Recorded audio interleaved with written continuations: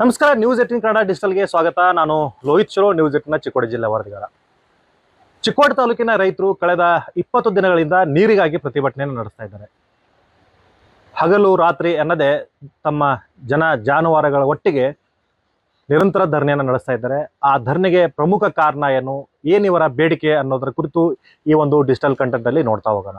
ಅದಕ್ಕೂ ಮೊದಲು ನೀವು ನಮ್ಮ ಚಾನಲ್ಗೆ ಮೊದಲನೇ ಬಾರಿ ಭೇಟಿಯನ್ನು ಕೊಡ್ತಾ ಇದ್ರೆ ನಮ್ಮ ನ್ಯೂಸ್ 18 ಕನ್ನಡ ಚಾನಲ್ಗೆ ಸಬ್ಸ್ಕ್ರೈಬ್ ಆಗಿ, ಹಾಗೆ ಈ ಒಂದು ವಿಡಿಯೋನ ಲೈಕ್ ಮತ್ತೆ ಶೇರ್ ಮಾಡಿ. ಸರ್ಕಾರಗಳು ಎಷ್ಟೇ ಮುಂದುವರೆದ್ರೂ ಕೂಡ, ಸರ್ಕಾರಗಳು ಎಷ್ಟೇ ಭರವಸೆಗಳನ್ನು ಕೊಟ್ಟರೂ ಕೂಡ ಇವತ್ತು ಜನರಿಗೆ ಆ ಯೋಜನೆಗಳು ಸರಿಯಾಗಿ ತಲುಪ್ತಾ ಇಲ್ಲ ಅನ್ನೋದಕ್ಕೆ ಈ ರೈತರ ಹೋರಾಟವೇ ಕಾರಣ. ಯಾಕಂತಂದ್ರೆ ಕಳೆದ 10 ವರ್ಷಗಳ ಹಿಂದೆ ಪೂರ್ಣಗೊಂಡಿರ್ತಕ್ಕಂಥ ಯೋಜನೆ ಇವತ್ತಿಗೂ ಆ ಯೋಜನೆ ಲಾಭವನ್ನ ಕೊನೆಹಳ್ಳಿಯ ಜನ ಪಡಿತಾ ಇಲ್ಲ.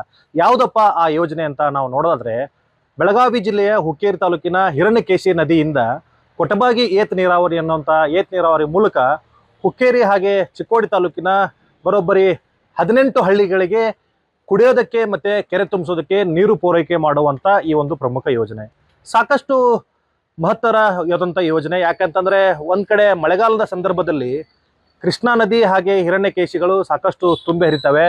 ಕೃಷ್ಣಾ ನದಿ ತಡದಲ್ಲಿ ಪ್ರವಾಹದ ಪರಿಸ್ಥಿತಿ ನಿರ್ಮಾಣದಂಥ ಸಂದರ್ಭದಲ್ಲಿ ಚಿಕ್ಕೋಡಿ ತಾಲೂಕಿನ ಮುನ್ನೋಳ್ಳಿ ಜಿಲ್ಲಾ ಪಂಚಾಯಿತಿ ವ್ಯಾಪ್ತಿಯಲ್ಲಿ ಬರ್ತಕ್ಕಂಥ ಹಳ್ಳಿಗಳಿಗೆ ಕುಡಿಯೋದಕ್ಕೂ ಸಹ ಸರಿಯಾಗಿ ನೀರು ಸಿಗಂತ ಪರಿಸ್ಥಿತಿ ಈ ಒಂದು ಚಿಕ್ಕೋಡಿ ತಾಲೂಕಿನಂಥದ್ದು.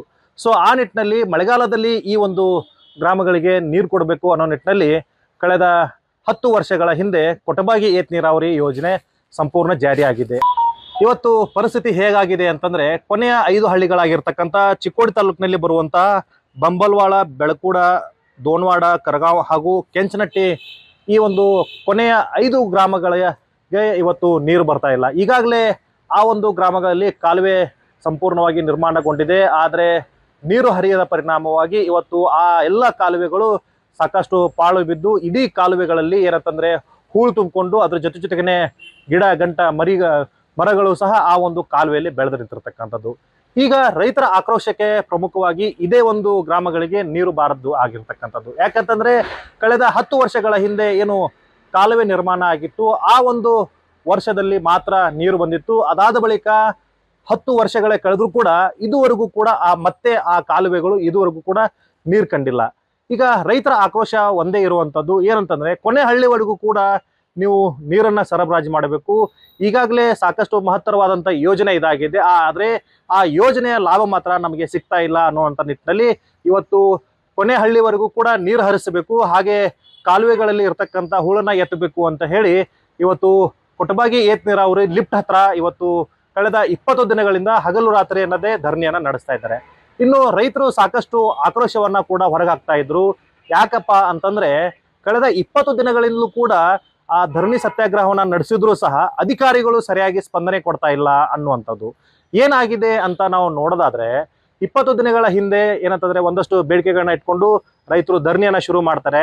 ಯಾವಾಗ ರೈತರು ಧರಣಿ ಶುರು ಮಾಡ್ತಾರೋ ಎಚ್ಚೆತ್ಕೊಂಡಿರ್ತಕ್ಕಂಥ ಅಧಿಕಾರಿಗಳು ಕೊನೆ ಹಳ್ಳಿವರೆಗೂ ಕೂಡ ನೀರು ಮುಟ್ಟಿಸುವಂತ ಕೆಲಸ ಮಾಡ್ತಾರೆ. ಆದ್ರೆ ಆ ನೀರು ಮುಟ್ಟಿದ್ದು ಬರೀ 2 ದಿನಗಳಿಗೆ ಮಾತ್ರ. 2 ದಿನಗಳ ಬಳಿಕ ಮತ್ತೆ ನೀರು ಹೋಗುತ್ತೆ. ಆ ಒಂದು ಪ್ರಕರಣವೇ ಇವತ್ತು ರೈತರನ್ನ ಕೆಚ್ಚೆಬ್ಸುವಂತ ಮಾಡಿರ್ತಕ್ಕಂಥದ್ದು. ಇನ್ನು ರೈತರು ಪ್ರಮುಖ ಬೇಡಿಕೆಗಳೇನು ಅಂತ ನಾವು ನೋಡೋದಾದ್ರೆ, ಮೊದಲನೇದಾಗಿ ಆ ಒಂದು ಕಾಲುವೆ ಸಂಪೂರ್ಣವಾಗಿ ಸ್ವಚ್ಛಗೊಳ್ಳಬೇಕು. ಎರಡನೇದಾಗಿ ಪ್ರತಿಯೊಂದು ಆ ಕಾಲುವೆಗಳಿಗೆ ಹಾಕಿರ್ತಕ್ಕಂಥ ಗೇಟ್ಗಳಿದಾವೆ, ಆ ಗೇಟ್ಗಳಿಗೆ ನೀವು ಏನಂತಂದ್ರೆ ಕಾವಲುಗಾರನ ಹಾಕಿ ಆ ನೀರು ವೈಯಕ್ತಿಕವಾಗಿ ಉಪಯೋಗ ಆಗದಂತೆ ನೋಡ್ಕೊಳ್ಬೇಕು. ಕಾಲುವೆಗಳನ್ನ ಸ್ವಚ್ಛತೆ ಮಾಡಬೇಕು ಅನ್ನುವಂಥ ಸಾಕಷ್ಟು ಬೇಡಿಕೆಗಳನ್ನ ಇಟ್ಕೊಂಡಿದ್ದಾರೆ. ಜೊತೆಗೇನೆ ಈ ಒಂದು ಯೋಜನೆಗೆ ಒಟ್ಟು 9 ಪಂಪ್ಸೆಟ್ಗಳು ಕಾರ್ಯನಿರ್ವಹಿಸಬೇಕಾಗಿತ್ತು. ಆದರೆ ಈಗ ಬರೀ 4 ಪಂಪ್ಸೆಟ್ಗಳು ಮಾತ್ರ ಕಾರ್ಯನಿರ್ವಹಿಸ್ತವೆ. ಅದನ್ನು ಕೂಡ ಸರಿಪಡಿಸಬೇಕು ಅನ್ನುವಂಥ ನಿಟ್ಟಿನಲ್ಲಿ ಇವತ್ತು ರೈತರು ಬೇಡಿಕೆಗಳನ್ನ ಇಟ್ಕೊಂಡಿದ್ದಾರೆ. ಇನ್ನು ಈ ಒಂದು ಯೋಜನೆಯಲ್ಲಿ ಸಾಕಷ್ಟು ಏನಂತಂದ್ರೆ ಅವ್ಯವಹಾರ ನಡೆದಿದೆ ಅನ್ನುವಂಥ ಆರೋಪವನ್ನ ಇವತ್ತು ರೈತರು ಮಾಡ್ತಾ ಇದ್ದಾರೆ.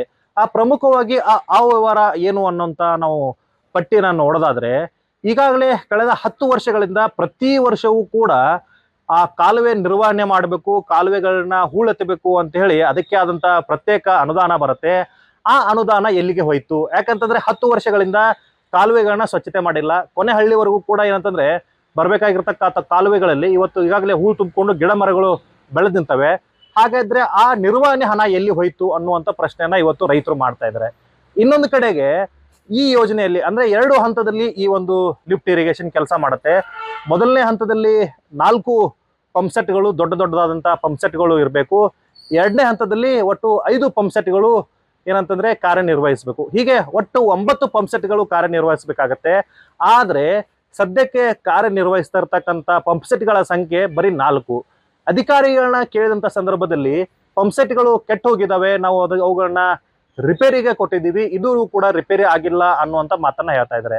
ಹಾಗಿದ್ರೆ ಪಂಪ್ ಸೆಟ್ಗಳ ರಿಪೇರಿಗೆ ಬಂದಿರತಕ್ಕಂತ ಹಣ ಎಲ್ಲಿ ಹೋಯ್ತು ಅನ್ನುವಂತ ಪ್ರಶ್ನೆಗೆ ಇವತ್ತಿನವರೆಗೂ ಕೂಡ ಏನಂತಂದ್ರೆ ಅಧಿಕಾರಿಗಳು ಉತ್ತರವನ್ನ ಕೊಟ್ಟಿಲ್ಲ. ಈ ಎಲ್ಲ ವಿಚಾರಗಳನ್ನ ಇಟ್ಕೊಂಡು ಇವತ್ತು ರೈತರು ಆಕ್ರೋಶವನ್ನ ಹೊರಗಾಗ್ತಾ ಇದ್ದಾರೆ. ಇನ್ನೊಂದು ವಿಚಾರ ಏನಪ್ಪಾ ಅಂತಂದ್ರೆ, ಒಂದ್ ರೀತಿ ಇದನ್ನ ನಾವು ಜಿಲ್ಲಾಧಿಕಾರಿಗಳ ಮೊಂಡತನ ಅಂತ ಕರಿಬೇಕು, ಅಥವಾ ಉದ್ದೇಶಪೂರ್ವಕವಾಗಿ ಬರ್ತಾ ಇಲ್ಲ ಅಂತ ಹೇಳ್ಬೇಕು, ಅಥವಾ ರಾಜಕೀಯ ಇಚ್ಛಾಶಕ್ತಿ ಏನಾದ್ರೂ ಈ ಜಿಲ್ಲಾಧಿಕಾರಿಗಳ ಮೇಲೆ ಒತ್ತಡ ಹಾಕಬೇಕು ಅನ್ನುವಂಥದ್ದು ಅರ್ಥ ಆಗ್ತಾ ಇಲ್ಲ. ಯಾಕಂತಂದ್ರೆ ಸಾಮಾನ್ಯವಾಗಿ ಇವತ್ತು ರೈತರು ಬೀದಿಲಿ ನಿಂತ್ಕೊಂಡು ಹೋರಾಟವನ್ನ ಮಾಡ್ತಾ ಇದ್ದಾರೆ. ಆ ಹೋರಾಟಕ್ಕೆ, ಆ ಒಂದು ಸಮಸ್ಯೆಗಳಿಗೆ ಆ ರೈತರ ಕಣ್ಣೊರೆಸುವಂತ ಕೆಲಸಕ್ಕೆ ಇವತ್ತು ಜಿಲ್ಲಾಧಿಕಾರಿಗಳು ಬರಬೇಕಾಗಿತ್ತು. ಆದ್ರೆ 20 ದಿನಗಳ ಕಳೆದ್ರೂ ಕೂಡ ಇದುವರೆಗೂ ಕೂಡ ಜಿಲ್ಲಾಧಿಕಾರಿಗಳು ಬಂದಿಲ್ಲ. ಬರೀ ತಹಸೀಲ್ದಾರ್ ಮತ್ತೆ ಉಪವಿಭಾಗಾಧಿಕಾರಿಗಳನ್ನ ಕಳಿಸಿ ಆ ರೈತರಿಗೆ ಏನಂತಂದ್ರೆ ಸಮಸ್ಯೆಗಳನ್ನ ಆಲಿಸುವಂತ ಕೆಲಸವನ್ನ ಮಾಡಿದ್ದಾರೆ. ಆದ್ರೆ ಇವತ್ತು ರೈತರ ಒಂದೇ ಒಂದು ಪಟ್ಟಣ ಇಟ್ಕೊಂಡಿದ್ದಾರೆ, ಜಿಲ್ಲಾಧಿಕಾರಿಗಳೇ ಇಲ್ಲಿ ನಮ್ಮ ಬಳಿ ಬರಬೇಕು. ಯಾಕಂತಂದ್ರೆ ಇಲ್ಲಿ ಸಾಕಷ್ಟು ಅವ್ಯವಹಾರ ನಡೆದಿದೆ, ಕೋಟ್ಯಾಂತರ ರೂಪಾಯಿ ಅವ್ಯವಹಾರ ನಡೆದಿದೆ. ಆ ಅವ್ಯವಹಾರದ ಕುರಿತು ತನಿಖೆ ನಡೆಸಬೇಕಾಗತ್ತೆ. ಈ ಇಡೀ ನೀರಾವರಿ ಇಲಾಖೆ ವ್ಯವಸ್ಥೆಯಲ್ಲಿ ಸಾಕಷ್ಟು ಸಮಸ್ಯೆಗಳಿದ್ದಾವೆ.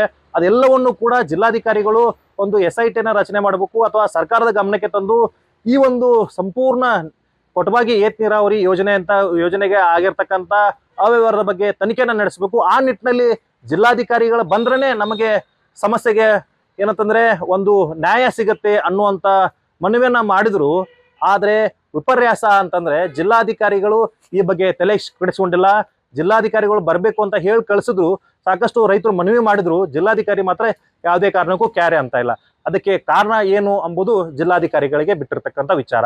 ಅವರು ಕೂಡ ಎದುರಿಗೂ ಕೂಡ ಆ ರೈತರ ಸಮಸ್ಯೆಗೆ, ಆ ರೈತರ ಪ್ರತಿಭಟನೆಗೆ ಸಂಬಂಧಪಟ್ಟಂತೆ ಯಾವುದೇ ಸ್ಪಂದನೆಯನ್ನು ಕೂಡ ಕೊಟ್ಟಿಲ್ಲ. ಸೊ ಈ ವಿಚಾರವಾಗಿ ಒಂದಷ್ಟು ರೈತರು ಮಾತನಾಡಿದ್ದಾರೆ. ಏನ್ ಮಾತನಾಡಿದ್ದಾರೆ ಬನ್ನಿ ಕೇಳೋಣ. ಜೂನ್ 15ರಿಂದ ನಮಗೆ ಅಲ್ಲಿಂದ 90 ದಿವಸ ನಮಗೆ ನೀರು ಹರಿಬೇಕಿದೆ. ಈ ಶೆಡ್ಯೂಲ್ ಅಪ್ರೂವಲ್ ಆದ ಟೆಕ್ನಿಕಲ್ ಕಮಿಟಿಯಾಗ ಆದಂಥದ್ದು. ಈಗ ಅವು ಮೋಟ್ರ್ ಇಲ್ಲ ಅಂದಮೇಲೆ ಅವು ನೀರು ಹರಿತಾ ಇಲ್ಲ. ಇದು ಒಂದು ರೀಸನ್ನು. ಈಗ ನಮ್ಮ ಚಿಕ್ಕೋಡಿ ತಾಲೂಕಿನ 8 ಹಳ್ಳಿಗೂ ಇದು ಪ್ರಾಬ್ಲಮ್ ಇದೆ. ಇದು ಟೇಲೆಂಟ್ ಬಂಬಲ್ವಾಡ ತನಕ ಹೋಗ್ಬೇಕು, ಕೆಂಚನಟ್ಟಿ ಹಿಡ್ಕೊಂಡು ಬಂಬಲ್ವಾಡ ತನಕ ಹೋಗಬೇಕು. ಆ ಬಂಬಲ್ವಾಡ ಗ್ರಾಮಕ್ಕೆ ಇಲ್ಲೇ ಕಳೆದ 10 ವರ್ಷಗಳಿಂದ ನೀರು ಹೋಗಿಲ್ಲ. ಈಗ ನಾವು ಹೋರಾಟಕ್ಕೆ 18 ದಿನ ಆಯ್ತು ಕೂತ, ನಾವು ಹೋರಾಟದಲ್ಲಿ ಕೂತ ನಂತರ 3ನೇ ದಿನಕ್ಕೆ ಇವು ಏನು 2 ಮೋಟ್ರ್ ಚಾಲೂ ಮಾಡಿದ್ರು. ಅದರ ನಂತರ ಅಲ್ಲಿಂದ 24 ಗಂಟೆ ಒಳಗೆ 14.6 ಕಿಲೋಮೀಟ್ರ್ ಬಂಬಲ್ವಾಡ ಗ್ರಾಮಕ್ಕೆ ಹಳ್ಳಕ್ಕೆ ಹೋಗಿ ನೀರು ಬಿತ್ತು. ಮತ್ತು ಇಲ್ಲಿವರೆಗೆ ಯಾಕೆ ಬೀಳಿಲ್ಲ? 10 ವರ್ಷ ಅಧಿಕಾರಿಗಳು ಇದ್ರೋ ಇಲ್ಲೋ, ಅವ್ರಿಗೆ ಸರ್ಕಾರ ಗಾಡಿ ಕೊಟ್ಟಿತ್ತೋ ಇಲ್ಲೋ ಕಾವಲಿ ಮ್ಯಾಗ ತಿರುಗಾಡಕ್ಕೆ, ಅಥವಾ ಸಿಬ್ಬಂದಿ ಇದ್ದ 7 ಮಂದಿ ಸಿಬ್ಬಂದಿ ಮ್ಯಾಗನೂ ಒಯ್ಬೋದಾಗಿತ್ತು. ಇದು ರೈತರ ಆಕ್ರೋಶದ ನುಡಿಗಳು. ಸಾಕಷ್ಟು ಆರೋಪಗಳನ್ನ ಮಾಡ್ತಾ ಇದ್ದಾರೆ. ಈ ಎಲ್ಲ ಆರೋಪಗಳಿಗೂ ಕೂಡ ಜಿಲ್ಲಾಧಿಕಾರಿಗಳೇ ಉತ್ತರ ಕೊಡಬೇಕಾಗತ್ತೆ. ಇನ್ನು ಜಿಲ್ಲೆಯ ರಾಜಕಾರಣಿಗಳು ಕೂಡ ಅಷ್ಟೇ, ಸರ್ಕಾರ ಅಷ್ಟೇ. ಸರ್ಕಾರ ಒಂದು ಕಡೆಗೆ ಸಚಿವ ಸಂಪುಟ ಪುನರ್ರಚನೆ, ರೀಶಫ್ಲಿಂಗು ಅನ್ನುವಂಥ ಇದ್ರ ತಮ್ಮ ಸಮಸ್ಯೆಯಲ್ಲೇ ಕಾಲ ಕಳೀತಾ ಇದೆ, ರೈತರ ಸಮಸ್ಯೆಗೆ ಕಿವಿಗೊಡ್ತಾ ಇಲ್ಲ. ಇನ್ನು ಜಿಲ್ಲಾ ಉಸ್ತುವಾರಿ ಸಚಿವ ಸತೀಶ್ ಜಾರಕಿಹೊಳಿ ಅವರು ಕೂಡ ನಮ್ಮ ಸಮಸ್ಯೆಗೆ ಸ್ಪಂದನೆ ನೀಡ್ತಾ ಇಲ್ಲ. ಒಂದು ವೇಳೆ ಜಿಲ್ಲಾಧಿಕಾರಿಗಳು ನಮ್ಮ ಬಳಿ ಬರದೇ ಇದ್ರೆ, ನಮ್ಮ ಸಮಸ್ಯೆ ಆಲಿಸದೇ ಇದ್ರೆ ನಾವು ನಿರಂತರವಾಗಿ ಹೋರಾಟವನ್ನ ಮಾಡ್ತೀವಿ ಅನ್ನುವಂಥ ಮಾತನ್ನ ಹೇಳ್ತಾ ಇದ್ದಾರೆ. ಒಟ್ಟಿನಲ್ಲಿ ಇಡೀ ಒಂದು ಪ್ರಕರಣ ನಾವು ನೋಡಿದಂಥ ಸಂದರ್ಭದಲ್ಲಿ ಕೊಟಬಾಗಿ ಏತ್ ನೀರಾವರಿಯಿಂದ ಸಾಕಷ್ಟು ಏನಂತಂದ್ರೆ 5 ಹಳ್ಳಿಗಳಲ್ಲಿ ಬರ್ತಕ್ಕಂಥ 100 ಹೆಕ್ಟರ್ ಪ್ರದೇಶದಲ್ಲಿ, ಹಾಗೆ 10 ಕೆರೆಗಳು, ಹಾಗೆ ಕುಡಿಯೋ ನೀರಿನ ಸಮಸ್ಯೆ ಸಾಕಷ್ಟು ಪ್ರಮಾಣದಲ್ಲಿದೆ. ಆ ಒಂದು ಹಳ್ಳಿಗಳಿಗೆ ನೀರು ಹೋಗಬೇಕು, ಅದ್ರ ಜೊತೆಗೆ ಅಲ್ಲೇ ಆಗಿರ್ತಕ್ಕಂಥ ಅವ್ಯವಹಾರಗಳ ಕುರಿತು ತನಿಖೆ ಆಗಬೇಕು ಅನ್ನೋಂಥದ್ದೇ ನಮ್ಮ ಅಭಿಪ್ರಾಯ ಕೂಡ ಆಗಿರ್ತಕ್ಕಂಥದ್ದು. ಇದಾಗಿತ್ತು ಇವತ್ತಿನ ವಿಶೇಷ. ನೋಡ್ತಾ ಇರಿ ನ್ಯೂಸ್ 18. ಈ ಒಂದು ಕಂಟೆಂಟ್ ನಿಮಗೆ ಇಷ್ಟ ಆಗಿದೆ ಅಂತಾನೆ ಭಾವಿಸ್ತೀನಿ. ಈ ಒಂದು ವಿಡಿಯೋನ ಲೈಕ್ ಮಾಡಿ, ಶೇರ್ ಮಾಡಿ, ಹಾಗೆ ನಮ್ಮ ಫೇಸ್ಬುಕ್ ಮತ್ತೆ ಇನ್ಸ್ಟಾಗ್ರಾಮ್ನಲ್ಲೂ ಕೂಡ ಫಾಲೋ ಮಾಡಿ. Thank you. ನಿರ್ಭೀತ, ನಿಷ್ಪಕ್ಷಪಾತ, ವಿಶ್ವಾಸಾರ್ಹ ಸುದ್ದಿಗಳಿಗೆ ಮತ್ತೊಂದು ಹೆಸರಾಗಿರುವ ನ್ಯೂಸ್ 18 ಕನ್ನಡ ಈಗ ಆಪ್ನಲ್ಲೂ ಲಭ್ಯವಿದೆ. ದಯವಿಟ್ಟು ಇಲ್ಲಿರುವ QR ಕೋಡ್ ಸ್ಕ್ಯಾನ್ ಮಾಡಿಕೊಂಡು ಆಪ್ ಡೌನ್ಲೋಡ್ ಮಾಡೋದಕ್ಕೆ ಮರಿಬೇಡಿ. ನಿಮ್ಮ ಬೆಂಬಲ ಹೀಗೆ ಸದಾ ನಮ್ಮೊಂದಿಗಿರಲಿ. ಧನ್ಯವಾದ.